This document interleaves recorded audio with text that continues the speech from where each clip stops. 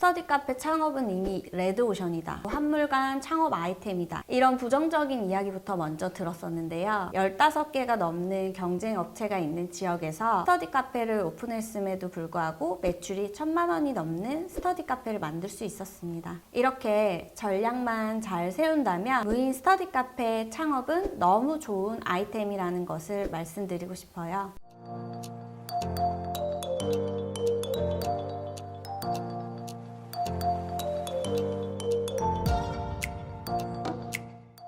요즘에는 이제 평생 직장이 사라지고 퇴직 연령도 빨라지다 보니까 창업을 고민하거나 투잡으로 창업을 생각하시는 분들이 점점 늘어나는 것 같아요. 저도 처음에는 대기업 펀드 매니저로 수년을 일하고 있던 여느 평범한 직장인 중에 하나였습니다. 좋지 않은 경제 상황이 점점 일어나면서 저 또한 제 미래에 대한 걱정이 커졌어요. 그런 고민 속에 있다가 저는 이제 유인 사업을 경험하게 되었고요. 유인 사업을 통해서도 성공하긴 했지만 그때 또 한계를 느끼고 결국에는 이제 무인 시스템에 관심을 가지게 되었습니다. 결론적으로는 무인 창업을 시작하면서 제 삶이 180도 달라졌습니다. 그러나 주변을 둘러보면 무인 창업을 쉽게 생각하시고 시작해서 금세 망하시는 분들도 계세요. 그 분들을 위해서 제 경험을 녹여서 무인 창업, 그 중에서도 스터디 카페 무인 창업에 대해서 자세히 알려드리고 도와드리고자 이렇게 특강을 준비하게 됐습니다. 무인 스터디 카페 창업하면 뭐가 먼저 떠오르실까요? 저는 무인 스터디 카페 창업을 시작하기 전부터 스터디 카페 창업은 이미 레드오션이다, 한물간 창업 아이템이다, 이런 부정적인 이야기부터 먼저 들었었는데요. 처음에 무인 창업 중에서도 스터디 카페를 하면 손해보는 줄 알았습니다. 모든 창업 아이템의 장단점을 정리해서 어떤 게 좋을지 많이 고민해 봤었고요. 그렇지만 그 과정에서 오히려 결론은 무인 스터디 카페였습니다. 아이러니한가요? 카페는 아무래도 스터디 카페보다 더 큰 레드오션이라고 생각합니다. 인형 뽑기나 빨래방, 무인 아이스크림 가게, 이런 경우에는 아무래도 마진이 얼마 안 되고 오히려 더 쉽게 시작하는 경쟁자들이 많아서 살아남기 힘들 거라고 생각했습니다. 반면에 공부와 다이어트, 이 두 가지는 사그라들지 않는 영원한 숙제라고 생각해요. 스터디 카페는 일단 다른 무인 아이템 대비 쉽게 생각하는 분들이 많지 않습니다. 더불어서 스터디 카페 산업 특성을 보면 한 상권에 4개에서 5개가 모여 있는데 이 중에서 분명히 한 곳은 잘 되고 있는 거를 확인할 수 있어요. 그래서 레드오션, 한물간 창업 아이템, 이런 이야기는 저에게 해당되지 않는 이야기로 들렸고, 경쟁사 분석은 물론 입지상권 분석부터 마케팅, 그리고 인테리어, 이런 것들을 하나하나 분석하고 고민하면서 가치 있는 공간으로 특별하게 설계해 나갔습니다. 결론적으로 저는 지금 15개가 넘는 경쟁 업체가 있는 지역에서 스터디 카페를 오픈했음에도 불구하고 매출이 1000만 원이 넘는 스터디 카페를 만들 수 있었습니다. 이렇게 전략만 잘 세운다면 무인 스터디 카페 창업은 너무 좋은 아이템이라는 것을 말씀드리고 싶어요. 그럼에도 스터디 카페에 대한 우려와 여러 오해가 난무합니다. 일단 제가 창업 전 듣고 우려했던 포인트 3가지에 대해 말씀드려 보겠습니다. 스터디 카페는 학교가 아니라는 점을 기억하셔야 될 것 같아요. 출산율 저하로 학생 수가 줄긴 했지만 실질적으로는 사교육비는 점차 늘어난다는 뉴스를 보실 수 있으세요. 그리고 스터디 카페는 단순히 초중고 이런 10대만 이용하는 공간이 아니라 오히려 재수생, 그리고 회사원, 취준생 모두가 성취를 원하는 사람들이 모이는 공간입니다. 전국 통계에 따르면 스터디 카페 이용자는 24살에서 35살 이 사이가 가장 많은 이용자가 있다고 합니다. 그리고 또 혼자가 아니라 보통은 2~3명 이렇게 모여서 과제나 모임 등을 하기도 하고 과외할 때도 스터디룸을 이용하는 경우가 많습니다. 이렇기 때문에 스터디 카페는 학생이 국한해서 이용하는 공간이 아니고요. 오히려 학생과 성인이 조화롭게 이용하는 공간이 되어야지 매출도 더 높아지는 그런 스터디 카페 공간이 된다고 생각해요.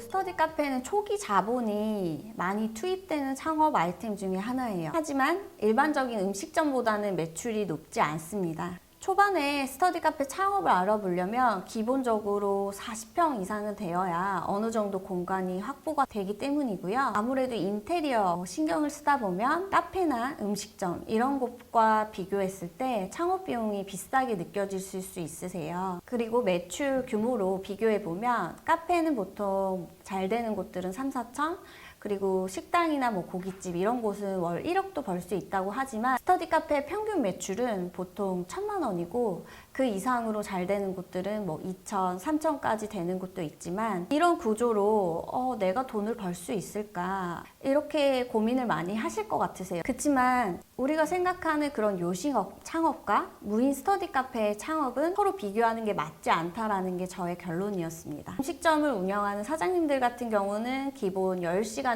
12시간 일을 하시고 또 인사관리, 식자재 엄청 신경 쓰셔야지 높은 매출을 올리실 수 있으세요. 그러나 무인 스터디 카페는 중간중간 내가 편한 시간에 한번 들려서 재고도 확인하고 매장을 점검하고 청소 관리 이런 것들을 하는 시간 등으로 한 2시간 정도 일하는 게 전부입니다. 자유롭게 시간을 쓰면서 버는 돈 치고는 회사원보다 더 큰 돈을 버실 수 있으세요. 또 외식업 같은 경우는 월 1억을 벌더라도 고정 지출이 꽤 높은 편입니다. 그래서 결국에는 많이 벌어도 20%에서 30% 정도가 나는 게 현실입니다. 그에 비하면 스터디 카페는 인건비에 지출되는 비용이 일단은 없고 식자재에 드는 비용보다 비품 정도로 아주 저렴하기 때문에 고정 지출이 비교적 적습니다. 그렇기 때문에 순수익이 매출의 50%에서 60%를 가져갈 수 있는 구조가 되세요. 저는 이 점을 생각했을 때 단순히 매출만 두고 비교한다고 하는 것은 맞지 않다고 판단했고 제가 시간을 자유롭게 쓰면서 투잡을 하더라도 여유롭다는 판단 하에 무인 스터디 카페를 창업하게 되었습니다. 이와 관련해서 얼마의 비용이 투입되고 매출과 순수익 구조가 어떻게 되는지는 3강에서 더 정확히 알려드릴 예정이니 3강 때 확인해 주시면 감사하겠습니다.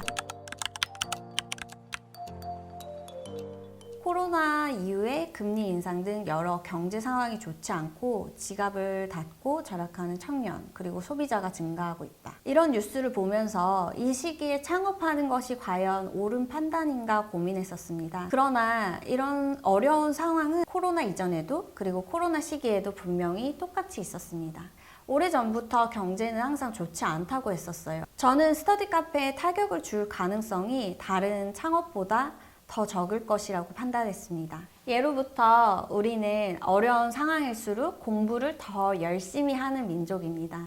이렇게 경제가 어려워지니까 사람들은 부동산 그리고 재테크, 경제적 자유 이런 공부를 시작합니다. 또 다른 근거로는 카공족이 증가했다는 것인데요. 카공족 같은 경우를 설명드리자면 커피 한 잔을 시키고 자리에서 2-3시간 공부하는 사람들을 일컫는 말인데요. 카공족이 늘어났다는 이야기는 돈을 써서 공간을 빌리는 것에 아까워하지 않는다는 증거입니다. 저는 제가 카페 운영한 경험이 있으니까 맛있는 커피를 무료인 가격으로 제공을 하게 되면 카페와 공간 대여의 장점을 모두 갖춘 경쟁력 있는 스터디 카페 창업이 가능할 거라고 판단했습니다. 지금까지 말씀드렸던 3가지는 제가 스터디 카페를 창업하기 전에 우려됐던 얘기들입니다. 이러한 우려 상황들을 여기저기서 듣다 보니까 무인 스터디 카페 창업은 망할 거라고 생각하고 시작하지 않는 분들이 많습니다. 그러나 입소문에 의한 이런 정보가 아니라 정확한 근거를 바탕으로 판단해야 되기 때문에 저도 많은 자료를 찾아봤습니다. 오히려 그것이 저에게는 스터디 카페를 창업해야겠다는 확신을 가져다 줬습니다.